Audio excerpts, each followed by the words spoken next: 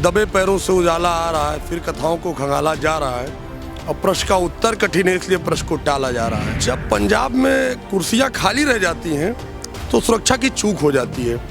आज तक भारत के इतिहास में मैंने नहीं देखा कि 130 किलोमीटर का कॉन्वॉय गया हो प्रधानमंत्री का। मौसम खराब था तो घर में बैठिए, वीडियो कॉन्फ्रेंसिंग दे दीजिए।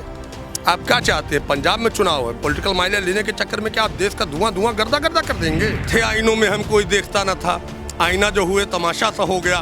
तो सर आईना जब दिखाएंगे तो तमाशा हो जाएगा, और तमाशा तो देश को इन्होंने बना ही रखा है। भी सत्ता आती है दोबारा रिपीट नहीं करती है, लेकिन इस मिथ्या को तोड़ने के लिए भी जो योगी आदित्यनाथ जी बिल्कुल तैयार है। हाँ, तो उनको हम कहेंगे उन्हीं की भाषा में, जय सिया राम, जय सिया राम और जय सिया राम। इसका तात्पर्य ये है ना कि 3 बार जो है जय सिया राम जिसका हो गया उसका जय सिया राम कहा तो लाग जाए धक से। तो धक से लागेगा इस बार योगी जी को, धक से जान जाएंगे कि देश क्या होता है और प्रदेश क्या होता है और राजनीति क्या होता है। ये मठ और महंथा ही नहीं है, ये उत्तर प्रदेश का जनादेश है। लड़ लेंगे चुनाव, पता चल जाएगा चुनाव। मैं तो असल में मैं क्रिमिनल का अधिवक्ता हूँ, मैं तो परेशान हो गया हूँ सर। मैं तो बेरोजगार हो गया हूँ। कोई मुकदमा नहीं आता, थाने में कोई मुकदमे नहीं लिखा जा रहा है, ना कोई हत्या है, ना लूट है, ना बलात्कार है, ना चोरी है, ना डकैती है। मैं तो खुद बेरोजगार हो गया हूँ। हमारे साथ उत्कर्ष त्रिपाठी जी मौजूद हैं जो कि गोंडा के रहने वाले हैं। इनसे जानना बेहद ही जरूरी हो जाता है कि प्रधानमंत्री मोदी जी जिस तरीके से रैलियां कर रहे हैं, लोगों को संबोधित कर रहे हैं, बड़े बड़े चीज़ों का शिलान्यास कर रहे हैं, उद्घाटन कर रहे हैं, उसका क्या बेनिफिट मिलने वाला है। सर सबसे पहले आपका स्वागत है DS4 न्यूज में। सबसे पहले मेरा वही सवाल, क्योंकि सबसे लेटेस्ट जो है टॉप ट्रेंडिंग टॉपिक जो है प्रधानमंत्री मोदी जी के जो काफिले में जो सबसे बड़ी चूक हुई है उसको लेकर के मेरा सबसे पहले सवाल, सिंपल सवाल, आप इसको क्या मानते हैं? सबसे पहले मेरा सवाल। देखिए, आपने यहाँ पर हमको समय दिया, उसके लिए आपका धन्यवाद है। और मैं अपना बात को 2 लाइन से कहना शुरू चाहूँगा कि दबे पैरों से उजाला आ रहा है, फिर कथाओं को खंगाला जा रहा है और प्रश्न का उत्तर कठिन है, इसलिए प्रश्न को टाला जा रहा है। जब पंजाब में कुर्सियाँ खाली रह जाती हैं तो सुरक्षा की चूक हो जाती है। आज तक भारत के इतिहास में मैंने नहीं देखा कि 130 किलोमीटर का कॉन्वॉय गया हो प्रधानमंत्री का। कहीं गया हो तो एक बार जरा सा NIA है आपका, सब कुछ है आपका, पूरी हुकूमत हिंदुस्तान है, खड़ी है, देख ले। कभी भेजा हो 130 किलोमीटर प्रधानमंत्री को? भी कैसे प्रधानमंत्री है वो, देश का चेहरा है, देश का ईमान है, देश का स्वाभिमान है। जहाँ चाहे वहाँ स्टैंड अप सिट डाउन। अरे क्या है सर, देश, इसका मजाक मत बनाइए आप। जाना हेलीकॉप्टर से, जाएंगे गाड़ी से। अरे भाई, फिर आप ले आए उसी संविधान। मौसम खराब था ना? नहीं, मौसम खराब था तो ठीक है सर, मौसम खराब था तो मीटिंगें तो हर जगह कोरोना के कारण भी निरस्त हो रही हैं। मौसम खराब था तो घर में बैठिए, वीडियो कॉन्फ्रेंसिंग दे दीजिए। आप क्या चाहते हैं? पंजाब में चुनाव है, पॉलिटिकल माइलेज लेने के चक्कर में क्या आप देश का धुआं धुआं गर्दा गर्दा कर देंगे? स्पष्ट बात है, आप बताइए। बड़ी सौगात देने वाले थे आप, बताइए। कुछ लोगों की वजह से जो वहाँ बड़ी सौगात देते रह गए, बताइए। नहीं, बड़ी सौगात तो सर पिछले 10 सालों से दे रहे हैं। 2 करोड़ रोजगार दे रहे थे, उसका क्या होगा? वो बड़ी सौगात नहीं थी। 2014 में जो जुमले लाए थे उसकी वो बड़ी सौगात नहीं थी, क्या था? जैसे बड़ी सौगात तुम्हारे नाम की जय, तुम्हारे काम की जय, रो रहा है मर रहा है हिंदुस्तान, क्या इस हिंदुस्तान की जय? किसका हिंदुस्तान सर? भारत माता किसकी? नरेंद्र मोदी की। भारत माता किसकी? एक एक बच्चा छोटा छोटा जिसने हिंदुस्तान बनाया उसकी भारत माता है सर। ये जुमलों से देश नहीं चलेगा। देश चलेगा तो आज सम्मान से चलेगा, देश चलेगा तो स्वाभिमान से चलेगा। ये सरेंडर मारने वाली बात नहीं है सर, पलट के चित भी मेरा पद भी मेरा, ऐसे नहीं चलता है। तो आपको लगता है कि मतलब रैलियों में भीड़ ना आने की वजह से मोदी जी का काफिला वापस गया है? सर जब काम नहीं है तो रैली करके क्या? ठीक है, सरकार तंत्र है, आपका है, सब कुछ है, बुला लीजिए। उत्तर प्रदेश में आपकी रैली हिट हो जाती है, क्यों? क्योंकि आपका सरकार है, लगा देंगे, आपकी बसें हैं, आपका सरकारी अमला है, पकड़ का आदमी ले आएंगे। पंजाब में कहाँ लाएंगे? अरे ये ठीक है, आप सरेंडर मार दीजिए ना। आपको किसानों से मतलब नहीं, नौजवानों से मतलब नहीं, कर्मचारियों से मतलब नहीं, कोई भी मुद्दा आप छोड़ ही नहीं रहे हैं। आपको शिक्षा से कोई मतलब नहीं, आपको व्यवसाय से कोई मतलब नहीं, किसी से कोई मतलब नहीं, आपको सब कुछ नष्ट कर देना है। और उसके बाद क्या करना है? भाइयों बहनों, मित्रों, साथियों, क्या है ये सब? ये सब कुछ भी नहीं है सर। बोला तो ये जाता है कि प्रधानमंत्री मोदी जब भी भाषण देते हैं, उनकी भाषणों में जो है इतना वजन होता है, इतना मनमोहने वाली जो चीज़ें बोल देते हैं कि जनता अपने आप अट्रैक्शन हो जाती है, भागे भागे चली जाती है रैलियों में। सर मैं लखनऊ यूनिवर्सिटी का प्रोडक्ट रहा हूँ, और मैं जब विधि का छात्र था तो हमारे एक मित्र की बात याद आ गई, इमरान खान। तो हम दोनों लोग रूममेट थे। तो इमरान भाई जब रोज़ा नहीं रहते थे और बाद में वो कहते थे, तो जब हम दुकान पे जाते थे तो हम कहते भाई कोई वजनदार काम कर दो, तो वो कहते थे एक छोला समोसा इनके मुंह पे मार दीजिए। मैं कहता था कुछ और वजनदार कर दो, तो वो कहते थे 1 किलो का बटखरा मार दीजिए। यह सत्य बात है जो हमारे साथ 2007 में घटा करती थी। तो वही वजनदार चीज़ है सर।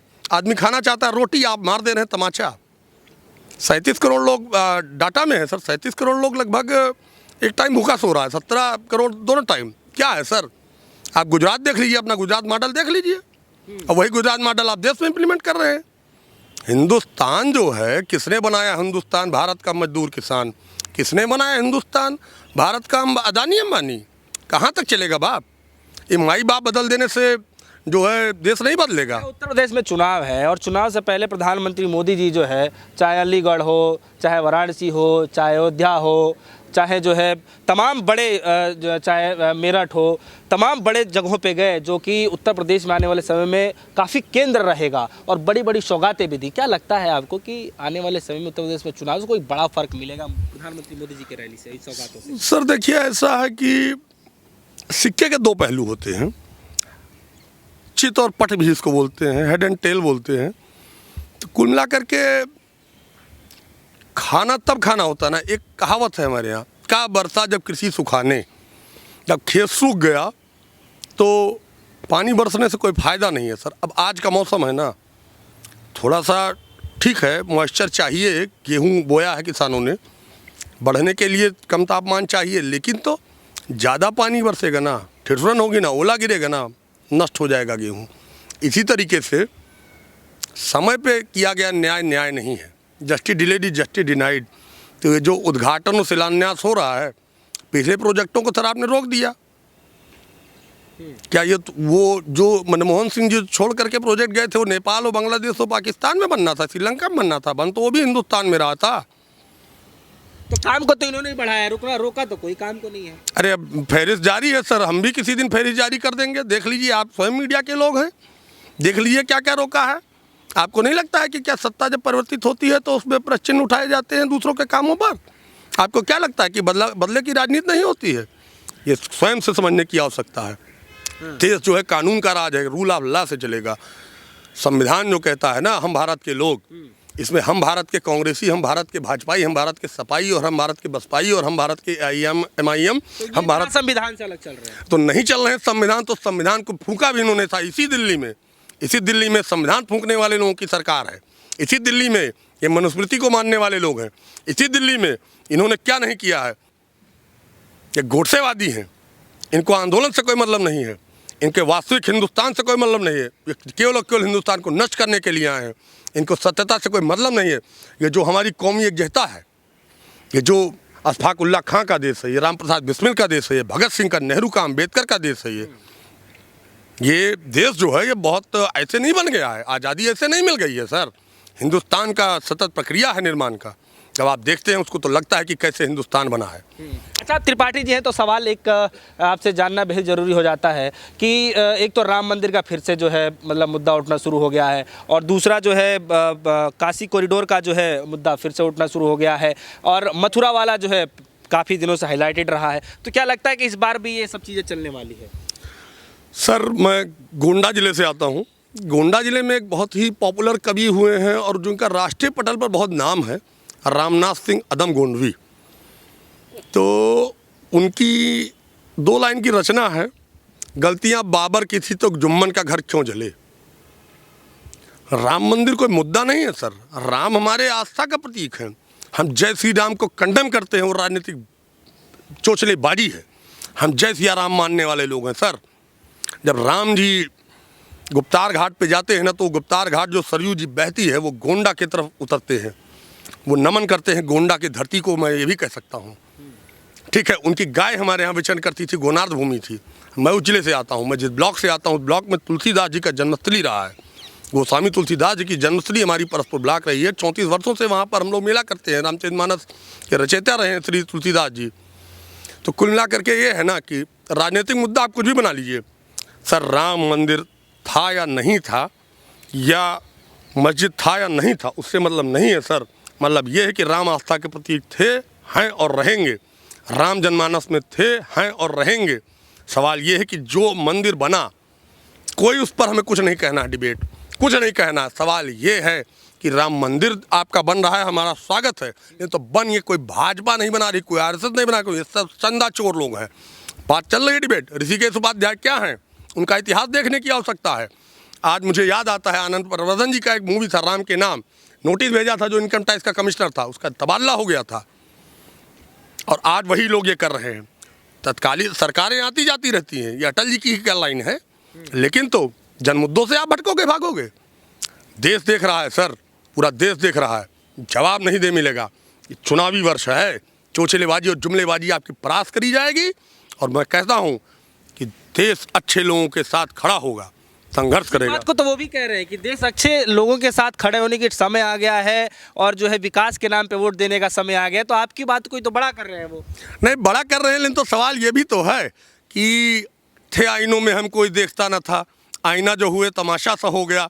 तो सर आईना जब दिखाएंगे तो तमाशा हो जाएगा और तमाशा तो देश को इन्होंने बना ही रखा है। आईना तो दिखाई रहे हैं, कह रहे पिछली सरकारों ने तो बहुत कुछ कर दिया था, आतंकवादियों को संरक्षण देते थे, बहुत सी चीज़ें देते थे। कम से कम उत्तर प्रदेश की सरकार ने ठोको नीति ला करके जो है अच्छे अच्छे गुंडा माफियों को जो है सफाया कर दिया है, जेल के अंदर का रास्ता खोल दिया है। हाँ बिल्कुल, अपराध मुक्त भारत हो गया है, कोई अपराध हो ही नहीं रहा है। मैं तो इतना परेशान हो गया हूँ सर पिछले 10 वर्षों से, कोई अपराध है ही नहीं, सारे जगह केवल भजन कीर्तन हो रहे हैं।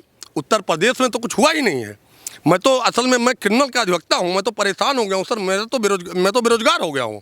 कोई मुकदमा नहीं आता, थाने में कोई मुकदमे नहीं लिखा जा रहा है, ना कोई हत्या है, ना लूट है, ना बलात्कार है, ना चोरी है, ना डकैती है। मैं तो खुद बेरोजगार हो गया हूँ। इतना शांतिप्रिय माहौल हो गया हमारे जिले जनपद का कि कुछ जान ही नहीं मिल रहा है। मैं तो परेशान हो गया। सारे वकील भाई साहब भूखों मर रहे हैं, क्यों? इसलिए क्योंकि अपराध मुक्त उत्तर प्रदेश हो गया है। मानते हैं इसका मतलब, आप भी इस बातों को मानते हैं? हाँ जबरदस्त अपराध है वो तो। देखिए हम तो ये मेरा टोन है सर। अच्छा। ये डाटा नहीं है, ये टोन है। डाटा तो आप इकट्ठा करिए सर, टोन है। डाटा किससे छुपा हुआ है? रोज के अखबार भरे पड़े हैं, रोज के अखबार भरे पड़े हैं। ये हाथरस कांड क्या था? ये सत्ता का दमन था सर, सत्ता का दमन था। हाँ, श्री योगी आदित्यनाथ जी ये वो नहीं है, आप जान लीजिए। ये मठ और तंत्र से आस्था और श्रद्धा है, लेकिन तो देश कहाँ से है? देश सर खाता रोटी है, चलता ज़मीन पर है। कुल मिला करके कहने का तात्पर्य मेरे ये है कि देश संविधान से चलेगा, रूला अल्लाह से चलेगा। हम भारत के लोग हैं, हम भारत के बावन ठाकुर बनिया सूद कोरी चमार पासी नहीं है। ठीक है, सबका प्रतिनिधित्व समाज में होगा, सबको सबका हक मिलेगा, बराबर मिलेगा, बेहतर मिलेगा। यही समाज के निर्माण का समय। ब्राह्मणों के प्रति क्या चल रहा है इस बार ये वोट बैंकों को लेकर के, क्या मन में चल रहा है? सर प्रति ब्राह्मणों के क्या चल रहा है? देखिए वोट तो हमेशा देते आए हैं। मैं तो ये कहूँगा कि 100% वोट देना जाए। वोट जो है 5 साल बाद जब देने का समय आता है ना, लोगों को बहुत सोच समझ करके वोट करना चाहिए और सभी को देश के विकास के लिए वोट करना चाहिए। संविधान को लागू कराने के लिए, संविधान की प्रस्तावना को लेकर उसमें कहीं ये नहीं कहा जाता है कि जात धर्म मजहब पंथ सबका सम्मान होना चाहिए, लेकिन तो जो वास्तविकता वो है कि राष्ट्र निर्माण जो इनका राष्ट्र है, इनका राष्ट्र नहीं है, राष्ट्र सभी का है। और राजनीति दलगत राजनीति से ऊपर उठ करके ना स्वच्छ सामाजिक निर्माण के लिए काम करना चाहिए। उत्कर्ष त्रिपाठी जी, सवाल मेरा अब यहाँ पर ये है कि उत्तर प्रदेश में चुनावी नहीं, अन्य 5 राज्यों में भी चुनाव है, लेकिन उत्तर प्रदेश में सबसे ज़्यादा जोर दिया जा रहा है। प्रधानमंत्री मोदी जी भी जो है जा रहे हैं, गृह मंत्री अमित शाह भी जा रहे हैं, JP नड्डा जी भी जा रहे हैं, खुद योगी आदित्यनाथ जी भी जा रहे हैं, लगातार कर रहे हैं वहाँ पर। लेकिन सवाल मेरा ये है कि अगर विकास का नाम लिया जाए तो उत्तर प्रदेश की सरकार का ये दावा है कि कई करोड़ भूखे लोगों को जो है राशन मुहैया कराया है, घर घर अनाज पहुंचाया है, किसानों के खाते में डायरेक्ट पैसे डाले गए हैं। साथ ही साथ प्रधानमंत्री मोदी जी भी जो है बड़े बड़े चीज़ों का जो है शिलान्यास किया है। तो आपको नहीं लगता है कि जो चीज़ विकास के नाम पे अन्य पार्टियां जो ढिढोरा पीट रही, सरकार ने वो चीज़ करके दिखाया है? कर रहे हैं गले की, राशन की, ये सब कोई किसी का, ये हमारा संवैधानिक अधिकार दे रहे हैं सर, वो बांट नहीं रहे हैं। ये कोई उनके बाप की बपौती नहीं है, बांट रहे हैं। संविधान है, देश है, संसद है, संसद से पास कानून है, वही दे रहे हैं। एहसान न करें, उसको एहसान न समझें। वो लड़ करके सरकारें बनाई जाती हैं, सरकारें गिराई जाती हैं, ध्वस्त हो जाएंगे। कहाँ जाओगे साहब? कहीं जगह एक इंच नहीं मिलेगी। इतिहास लिखा जा रहा है, हर पल हर समय हर क्षण इतिहास है, लिखा जा रहा है। किसी की बपौती। और 2000, अरे सर रात में किसान मर जा रहा है, बहला इतना है, चर लेंगे पूरा देश। आप पूरा देश, वही वाला हाल है, कहावत है, देसी कहावत है कि गधा के लिए सदा बसंत, गधा के लिए सदा बसंत। तो क्या माहौल है फिर फाइनली अगर बताया जाए तो? मैं एक चीज़ जानता हूँ कि देश जो है देश के लोगों से बनता है, कमज़ोर दलित पिछड़ा सबको पूरा ले करके बनता है। और देखिए राजनीतिक दल का विषय वस्तु नहीं है, बात यह है कि जहाँ से मैं आता हूँ, जिस मंडल से मैं आता हूँ, देवीपाटन मंडल सबसे पिछड़े ज़िलों में रहा है। राजनीतिक विरासतें आई चली गईं, राजनीतिक घराने से लेकर के जनता के लोग आए, कहाँ पे खड़ा है हमारा ज़िला? आज तक कोई मेडिकल कॉलेज नहीं है, कोई डिग्री कॉलेज नहीं है। ठीक है, सब कुछ होगा, शिलान्यास कब हो रहा है? अभी जब जाति सरकारों से क्या लेना, यही वाला हाल है। जब आखिरी समय आया तो आप मेडिकल कॉलेज बना रहे हैं। अरे इंजीनियरिंग कॉलेज सर सपा सरकार ने दिया था, उसमें नहीं खुल गया, आज तक एक कोई एडमिशन नहीं हुआ। आप बनाते जाइए, उद्घाटन पे उद्घाटन, समय पर न मइए। ठीक है, अभी ला करके हम जो है, अभी आप आएंगे, आप कहेंगे खाना दे दीजिए, हम कहेंगे हूँ वो दिया है, यही वाला हाल है। ले लेंगे वोट इस बार जनता बहुत सोच समझ करके करने जा रही है। लेकिन सीएम योगी आदित्यनाथ जी जो है बड़े दावे के साथ कह रहे हैं, क्योंकि ये माना जाता है कि उत्तर प्रदेश में जिसकी भी सत्ता आती है दोबारा रिपीट नहीं करती है, लेकिन इस मिथ्या को तोड़ने के लिए भी जो योगी आदित्यनाथ जी बिल्कुल तैयार हैं इस बार। हाँ, तो उनको हम कहेंगे उन्हीं की भाषा में, जय सिया राम, जय सिया राम और जय सिया राम। इसका तात्पर्य ये है ना कि 3 बार जो है जय सिया राम जिसका हो गया उसका जय सिया राम। देश, उत्तर प्रदेश का जनादेश स्पष्ट है, उत्तर प्रदेश का जनादेश स्पष्ट है। मायावती जी को पूरा लाया था, फिर अखिलेश जी को पूरा लाया, योगी जी को पूरा लाया। सत्ता ना ऐसे बहार देगी झाड़ू से। आप क्या बात कर रहे हैं सर? कर्मचारी आप केंद्र में आए थे पहली बार अटल जी से, माननीय श्री श्रद्धेय अटल बिहारी वाजपेयी जी, पेंशन ले गए, पेंशन ले गए कर्मचारियों की। आज कहाँ है कर्मचारी? ठीक है, किसी का भी आप ढपली बजा लीजिए, कोई मल्ला थोड़ी ना है।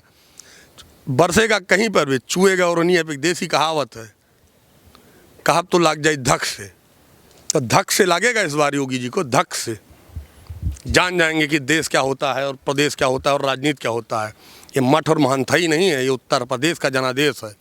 लड़ लेंगे चुनाव, पता चल जाएगा कि चुनाव का मुद्दा जो होगा वो हकूक़ की लड़ाई होगी, चुनाव का मुद्दा जो होगा वो बेरोजगारी होगी, चुनाव का मुद्दा जो होगा वो केवल और केवल स्वस्थ जनादेश के साथ उत्तर प्रदेश के निर्माण का होगा, 5 राज्यों के निर्माण का होगा।